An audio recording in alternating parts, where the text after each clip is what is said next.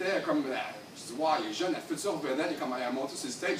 La manière qu'il parle m'a vraiment, vraiment impressionné. Ça fait longtemps qu'il fait du développement personnel. Ça fait longtemps qu'il baigne là-dedans.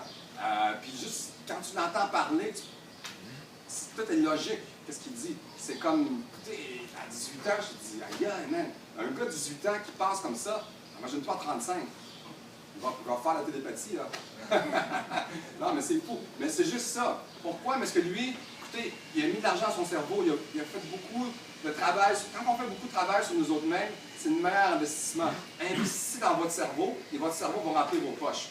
Moi, je vous le dis, plus vous mettez d'argent dans votre cerveau, plus le cerveau va remplir vos poches, puis c'est comme ça. Parce que tu vas avoir des arguments, tu vas savoir parler, tu vas savoir écouter. Hein? Puis souvent, l'esprit d'un leadership, c'est quoi? C'est être à l'écoute de l'autre personne, puis savoir qu'est-ce qu'il dit. C'est comme si vous allez sur le psychologue. Est-ce que c'est juste moi qui étais sur un psychologue? Non, tout le monde. Hein? Le psychologue, qu'est-ce qu'il fait? Il vous assoit sur une genre de chaise comme ça, comme on est là, puis il vous écoute parler. Puis après ça, il pose des questions, tu sais, par rapport à ce que tu lui as dit. Puis c'est comme ça. Donc, enrichissez votre cerveau. Documentez-vous, comme il disait tantôt. Allez sur Facebook. Tout le monde Internet ici? Oui? Oui, correct? Non, parfait. Tu sais, sur Internet, il y a plein de vidéos, vous pouvez écouter. Lisez des livres. Moi, avant de dormir le soir, j'écoute pas trop YouTube parce que je m'endors plus à cause de l'humidité. Je lis beaucoup de livres. Puis mon subconscient enregistre. Hein? Puis le lendemain, wow, j'arrive pas là. Mais c'est fou. Souvent, qu'est-ce qui se passe durant la nuit, durant la soirée? La nuit, tu y penses, ton subconscient enregistre. OK? Donc, je vais vous présenter notre prochain invité, Benoît. Merci.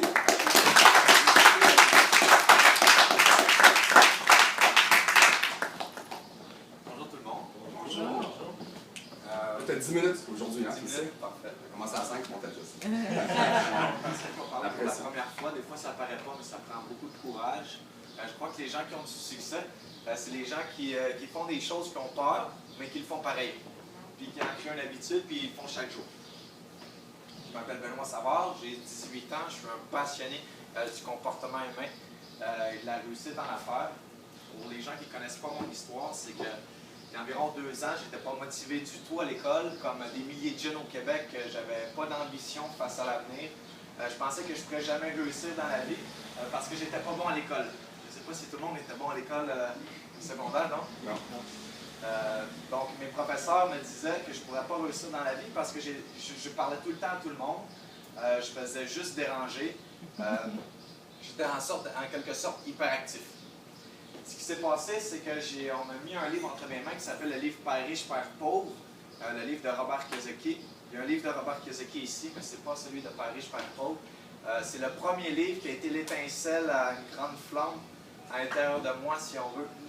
Ça a été l'étincelle à une recherche d'informations incroyable sur qu'est-ce qui fait en sorte que les gens, il y a des gens qui atteignent les plus hauts sommets, qui sont des aimants argent, lorsque d'autres personnes attendent un chèque de paye après l'autre pour survivre.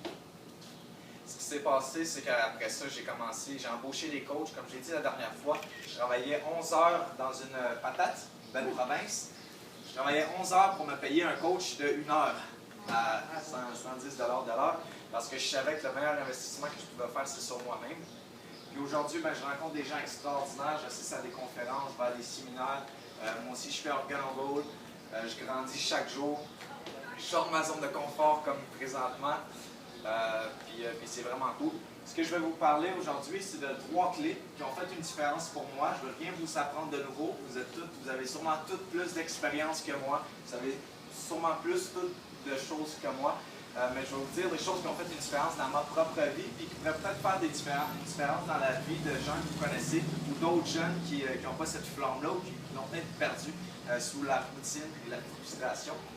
Donc, la première chose que j'ai appris, c'est la reconnaissance. Je vais vous raconter une petite anecdote.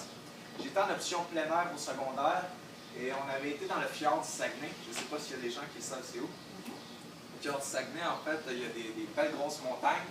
Et après une journée de marche, de sport de plein air, on était à notre campement. Et j'étais m'aventurer avec mes amis un peu plus loin, où il y a des grosses falaises. Je vais vous faire une histoire courte, mais qu'est-ce qui s'est passé? C'est qu'on était juste à côté d'une grosse falaise. Je parlais avec mon ami, puis en un instant, je me retrouvais à terre, puis j'étais plein de sang, de couvert de sang partout sur moi, puis je ne savais pas du tout qu'est-ce qui se passait. Je regardais mes mains, je regardais mes jambes, Je me demandais si j'allais toujours pouvoir être en pleine santé, si j'allais même pouvoir survivre, parce que je ne savais pas du tout qu'est-ce qui se passait. J'étais avec mon ami, je le regarde dans les yeux, puis je le regarde, qu'il me regarde avec... il a très peur, puis je suis recouvert de sang. C'est tout ce que je sais. Donc, ce qui s'est passé, c'est qu'il y avait quelqu'un en haut de la falaise qui a laissé tomber une roche, et la roche allait tomber sur qui? Elle n'allait pas tomber sur mon épaule, elle n'allait pas tomber nulle part autre, elle m'est tombée sur la tête. Fait que je ne sais pas si vous savez, mais la tête, il y a beaucoup de sang qui va là, donc j'étais recouvert de sang, les cheveux pleins de sang. Puis à ce moment-là, j'ai compris que tout pouvait changer en une seconde. Et on peut traverser la rue, se faire frapper, quelqu'un que vous aimez peut traverser la rue, se faire frapper. On ne sait jamais ce qui peut arriver. Juste pendant le temps que je vais finir de parler, il va y avoir 1200 personnes sur la planète qui vont mourir. Qui vont mourir du cancer, qui vont se suicider, qui vont mourir d'un accident, on ne sait pas.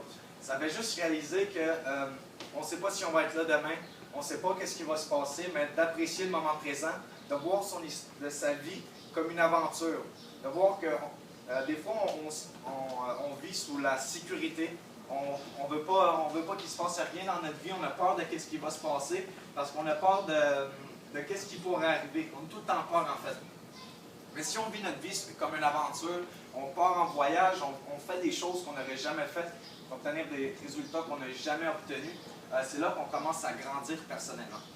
La deuxième chose, c'est le pouvoir des questions. C'est-à-dire, des fois, on se lève le matin et on se pose toutes sortes de questions. Pourquoi il y a tant de trafic? Pourquoi ma vie est comme ça? Pourquoi il faut que j'aille travailler pour ce boss-là? Je ne l'aime pas. Pourquoi? Les meilleures questions... Tony Robbins, il dit « La qualité de vos questions vont déterminer la qualité de votre vie. » Donc, chaque matin, je me lève puis je me pose 4 questions. Vous pourrez les prendre en note où on va publier la vidéo. La première question, c'est pour quelle chose je suis reconnaissant dans ma vie présentement? Parce que, dépendamment de la question que tu vas te poser, ça va diriger ton attention vers quelque chose qui est important et qui va peut-être te faire grandir. La deuxième question, c'est pour quelle chose suis-je fier dans ma vie présentement? Tu penses à toi, à ton pays, à ta province, à les gens que tu aimes. La troisième chose, c'est dans quoi je suis engagé présentement dans ma vie. Qu'est-ce qui m'excite? Qu'est-ce qui me donne de l'énergie? C'est quoi ma passion? Et la quatrième question, c'est qui est-ce que j'aime et qui est-ce qui m'aime? Donc, c'est 4 questions que Tony Robbins appelle les questions dynamisantes du matin. Ça donne plein d'énergie. Il y en a des gens que s'ils ne prennent pas leur café le matin, ben, ils ne sont pas parlables. Ben, moi, si je ne fais pas mes 4 questions le matin, ben, je ne suis pas parlable. La troisième chose, c'est les affirmations. C'est-à-dire que, je ne sais pas si vous avez vu le film Inception. Oui. Ouais. En fait, il implante une idée dans le subconscient de quelqu'un, c'est un peu psychologique, mais c'est un petit peu ça que ça fait les affirmations, c'est-à-dire qu'à force de dire certaines phrases, à force de répétition, consciemment, environ après 3 mois, si on le répète 200 fois par jour, ça va venir s'implanter dans notre subconscient, puis ce qui va influencer notre propre comportement.